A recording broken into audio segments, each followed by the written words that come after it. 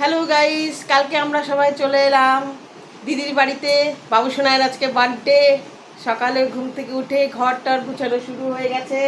এই যে আমার মেয়ে এখনো ঘুম থেকে ওঠেনি, লুকিয়ে পড়েছে চাদরের কম্বলের তলে। এই যে প্রচণ্ড বৃষ্টি, আজকে বৃষ্টি নেই, ওয়েদারটা বেশ সুন্দর। এখন আমি ঘরটার সব গুছাবো। এই দেখুন দেখুন কি ঘরটারগুলো কি অগোছালো। মেয়ে তবুও ওঠেনি, বকা দিলাম।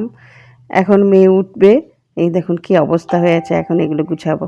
এই যে গুছানো হয়ে গেল, সুন্দর করে গুছালাম নতুন চাদর পেতে, ঘরটরগুলো পুতুল দিয়ে। যে এগুলা সব গুছানো হলো এখন। আর এই ঘরও গুছালাম, গুছিয়ে এই যে সমস্ত কিছু এদিক ওদিক ঘুরে বেড়ালাম একটু। ঘোরা হয়ে গেলে এবার ছাদে বৃষ্টি পড়ছে বলে দৌড়ে গিয়ে জামা কাপড় তুলতে গেলাম। দিদি তো ওদিকে রান্না করছে, আমি ওদিকে উপরে সব জামা কাপড় তুলে নিয়ে আসলাম।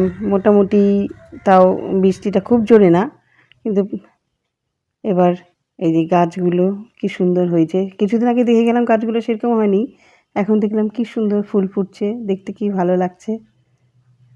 এই যে কি সুন্দর। এবার ঘরে চলে এলাম।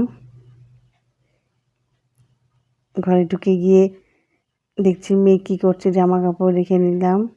সব মোটামুটি প্রায় শুকিয়ে গেছে, মেয়ে খাচ্ছে। এই যে সব জোগাড় হচ্ছে, নারকেল কোড়ানো, ছোলার ডাল হবে, লুচি হবে। এবার দিদি বলছে না পায়েসটা দুধটা নাড়। আমি নাড়তে চলে এলাম। এবার পায়েসটা দুধটা বারবার করে নাড়তে হবে। আমার দিদির হাতের পায়েস দারুণ হয়, খুব সুন্দর করে পায়েস করে।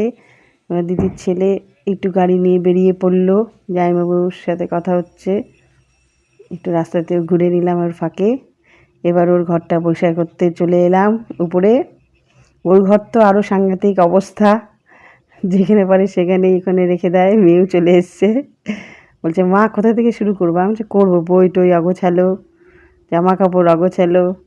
আমি যতবারই যাই ততবারই গিয়ে ঘরটার একটু গুছিয়ে আসি। এই দেখুন কি অবস্থা ঘরটা। এবার সুন্দর করে গুছিয়ে দিলাম। ও এখানে বসে কাজ করে।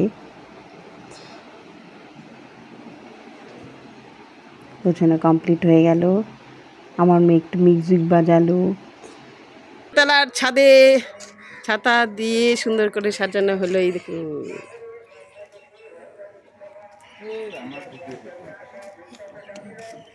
এই যে আমার জামাইবাবু বলতেছে ধুর আমার ভিডিও করিস না।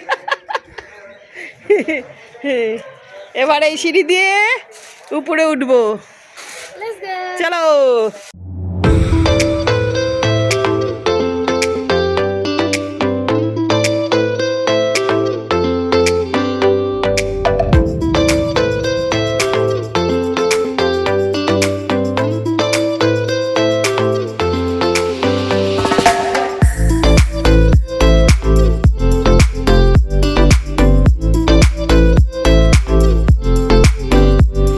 পায়েস কমপ্লিট। দিদির ছেলে চলে আসলো গিফট নিয়ে। এই যে আমার জামাইবাবু সন্ধ্যার দিকে মাংস রান্না করতে বসে পড়লো। এই যে খাসির মাংস। এবার সব জোগাড়ও হয়ে গেল, সবাই অতিথিরা চলে আসতে শুরু করলো। এই যে সবাই মিলে এখন আমরাও রেডি হলাম। জামাইবাবু কথা বলছে, গল্প করছে, আমরা সবাই মিলে বসে আমি ভিডিও করে নিলাম তার মাঝে। খুব হাসি মজা, খুব সুন্দর লাগছিল দিনটা। সেদিনকে দিনে অত লোকজন ছিল না। এই যে আমার মা চলে এসছে, এই যে চলে এলো দিদি আর দিদির ছেলে। এই যে আমাদের বাবু সোনাই বসে পড়লো। এখন নিয়ম হবে অনেক কিছু। ও বলছিল আমি এখন বড় হয়ে গেছি, এখন এইসব করলে লজ্জা লাগে। তাই বলছে মা আমি আর এরকম করবো না অনুষ্ঠান, আমার লজ্জা লাগে। বুনুর করবা। আর কয়দিন পর দিদির মেয়ের বার্থডে আছে, ওর বার্থডেতে আর কি আমাদের। এই যে সবাই ফটো তুলতে ব্যস্ত। এবার দিদির ছেলে ঠিক মতন চুলটা আসায়নি, তার জন্য দিদি আশীর্বাদ দিতে গিয়ে পুরো হেসে পড়বে, চুলটা আসেনি কেন। দিদির ছেলে হচ্ছে কি রে মা হাসছে কেন, এই দেখুন উলু দিতে গিয়ে মুখ দিকে হেসে ফেলছে। আমরাও খুব মজা করছি, ও চুলটা কি রে চুল আসছিস নাই, ফটাফট ডাকতে ডাকতে তারপরে এলো। দিদির অনেক নিয়ম আছে, ওগুলা করে নিয়ম। আমি আমার বাবুর সঙ্গে বললাম, বাবু শোনাই আবার এদিকে তাকাস, এই যে প্রদীপ দেখানো কত সুন্দর।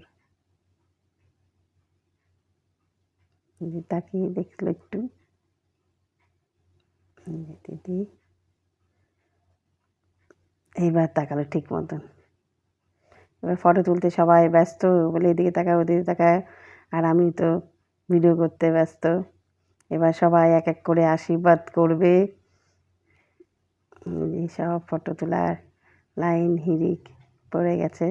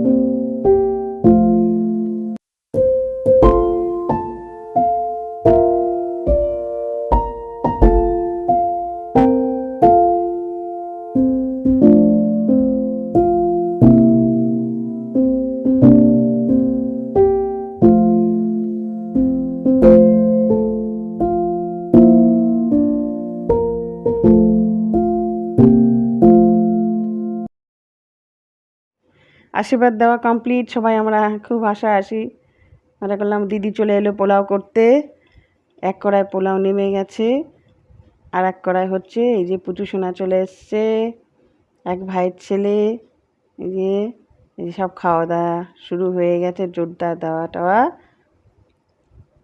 ব্যাস এবার ফ্রেশ হয়ে সবাই চলে গেছে, এখন তাহলে টাটা।